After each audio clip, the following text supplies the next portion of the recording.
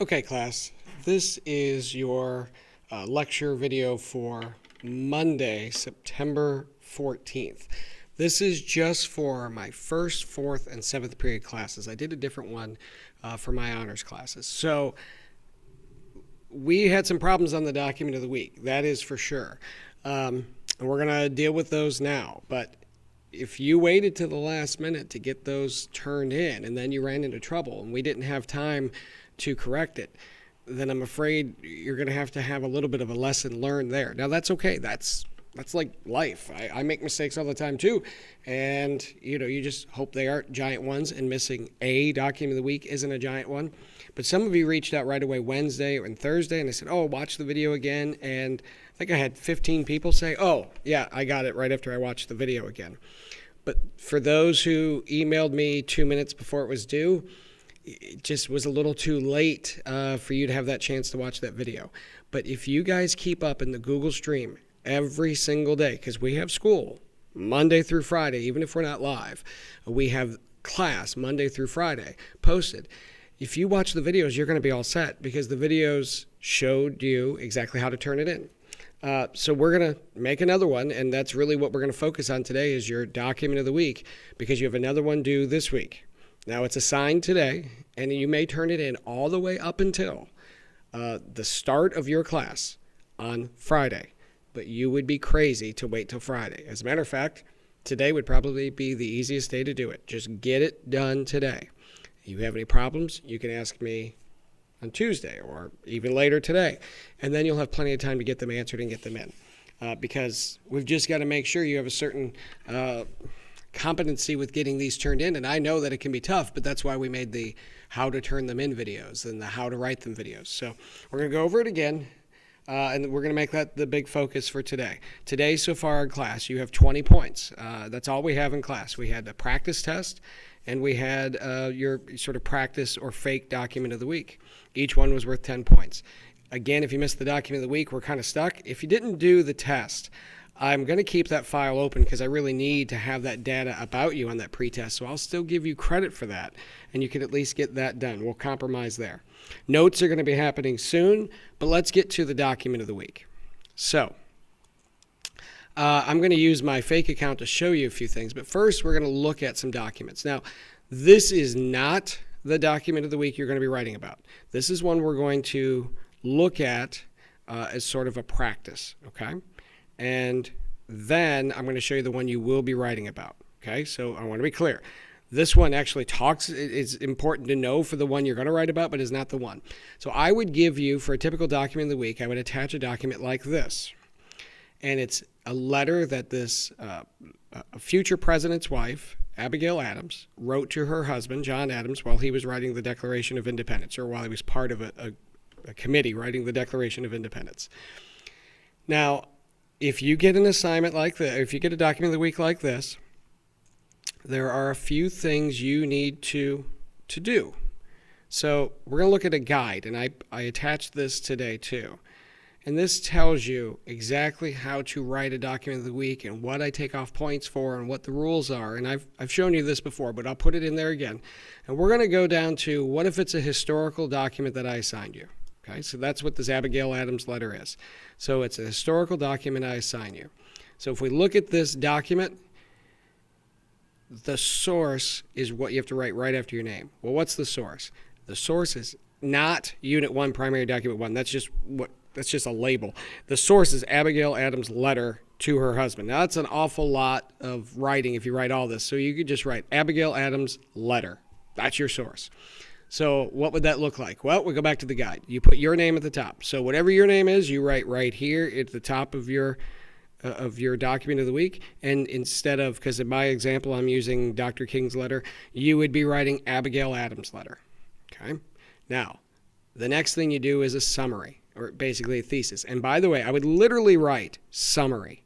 And then you have to write 3 sentences that put this document in your own words. So if we look over this document, if this was your assigned document, you'd read it and you'd have a hard time. Some of these things written in the 1700s are hard to read because they had different spellings for things. They had a different way of speaking. But if you read this letter that she's writing to her men, to her husband. She's talking about men, and she basically makes one really big point that a lot of people will point out. And there's this one line. While you're writing the Declaration of Independence, she says, please remember the ladies. What she's basically saying is, hey, don't forget about us. You're talking about all this independence. You're talking about how everybody should be treated equal. Hey, don't forget the ladies, because some of you guys treat ladies terribly. As a matter of fact, she says, remember, all men would be tyrants if they could. Men don't treat women great. Give us rights too.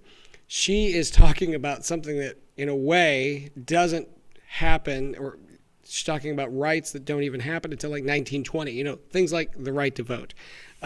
In some places until the 1950s, women didn't have the right to own land on their own. I mean, it's insane.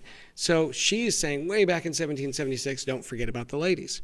So if you had read that document for your document of the week, you would then put in your own words in 3 sentences. Now, it's got to be 3 complete sentences with, proper capitalization and periods and all that stuff. You would write 3 sentences about what you read. Hey, Abigail Adams is worried that they're going to forget about the ladies. Abigail Adams is making the point that women have rights, and maybe her husband will protect those rights, etc. Then you put a little space here, and then you give your opinion. You simply tell me what you think about it. You give me 3 sentences about what you think about it. I imagine most of the ladies will be saying, darn right, she was right to point that out. A lot of men would love to just be tyrants and boss us around. Women should have had rights. Why didn't they do this in 1776? Or maybe you're some guy who's a sexist and you're like, well, I'm glad he didn't listen to her. I don't like that, but I'm not going to mark you wrong for your opinion as long as it's in complete sentences. It doesn't use profanity and it's not, incredibly offensive.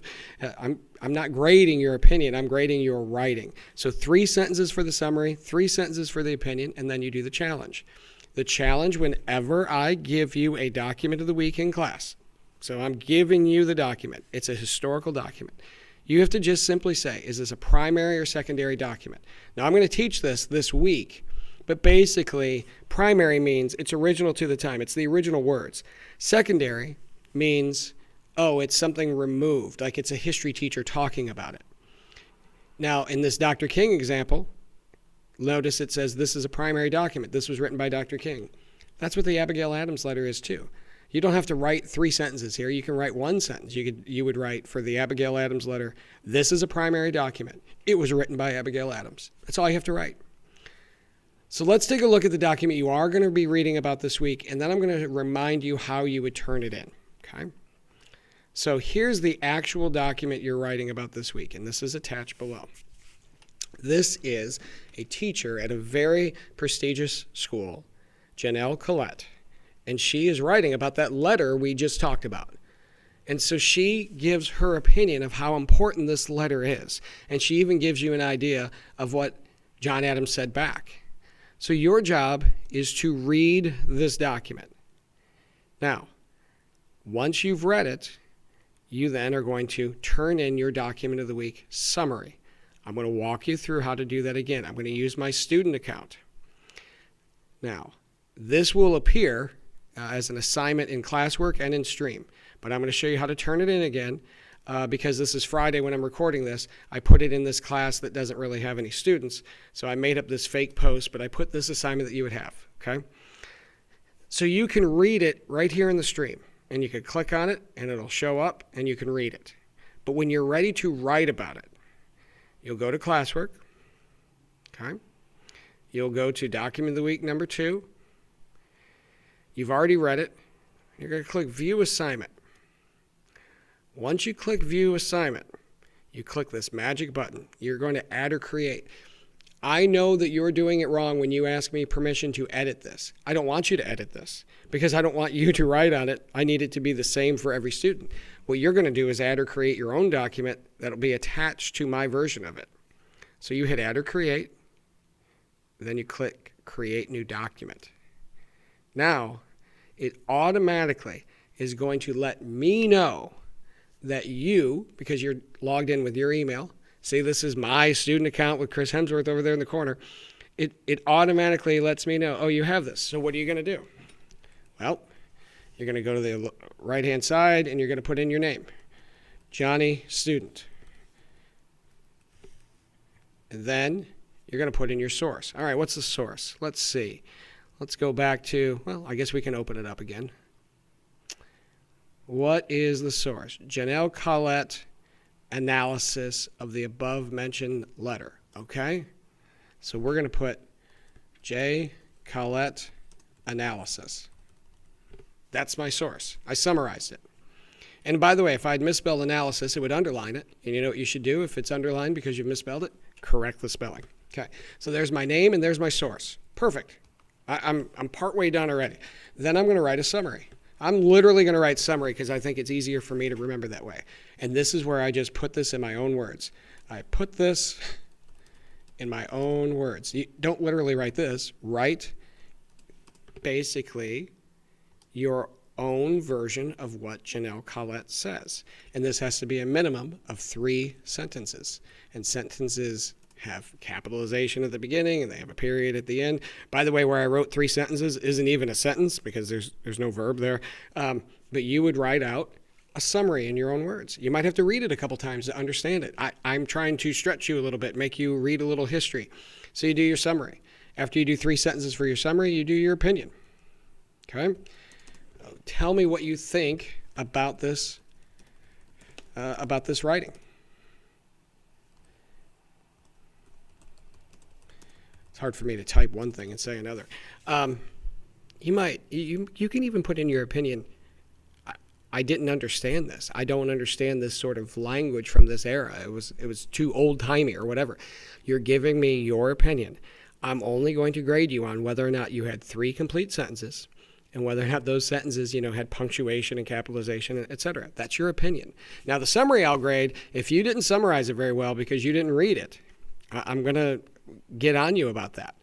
And then finally, the last part is the challenge. The challenge is a little bit different each week depending on what type of document you have. But whenever I give you a historical document, the challenge is it primary or secondary? So you simply say it is primary because you think Janelle Collette, who wrote this in 2003, was there in 1776. Or you say this is a secondary source because Janelle Collette is writing about something that happened way before she was alive. Now, do you remember the Abigail Adams letter? That was a primary source because Abigail Adams wrote that. She was there in 1776.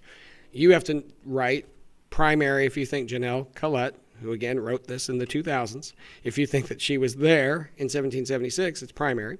If you think she's somebody reflecting on it way after it happened, then she's secondary. So you say it's primary because, or you say it's secondary because, and you explain it. Then, after you are done, you turn it in. So after you've written your summary, you turn it in. I think it's going to confirm, and then that's it. So it's going to let me know that you've completed this document, that you've done the summary. You don't need to edit it or anything crazy like that. Turn in your work. Yep, turn it in. And now it's there. And I can make comments on it, and you can end up seeing those comments, etc. That's all there is to it. Now, if this was confusing to you, that's why this is great to have this recorded. You can go back and replay this. You can go back and watch this again until it makes sense. In some ways, it's better than regular school, because if it was regular school, the bell would ring, you would leave, and you'd have to try to find me after school or something like that and ask me. Now, at your own convenience, you can just do something a lot of people would love to be able to do to me, pause, and then go back and replay the part they want to hear and skip the rest again. So that's all there is to it. That's all I'm going to focus on today. I'm not going to give any other assignment today. I'm not going to give any other video today. I want you to do this document of the week, this one right here, today. It's not due till Friday, but you will be in a panic situation trying to solve this Friday morning right before it's due, or Friday afternoon right before it's due. Just do it right now. Get the handle on it, and that way you'll know how to complete these. Okay? So I'll leave it at that for the day. I hope everybody has a good day. You can certainly reach out if you still have trouble after watching the video about how to do this. All right? See you Tuesday, and we'll talk about grading some writing on Tuesday.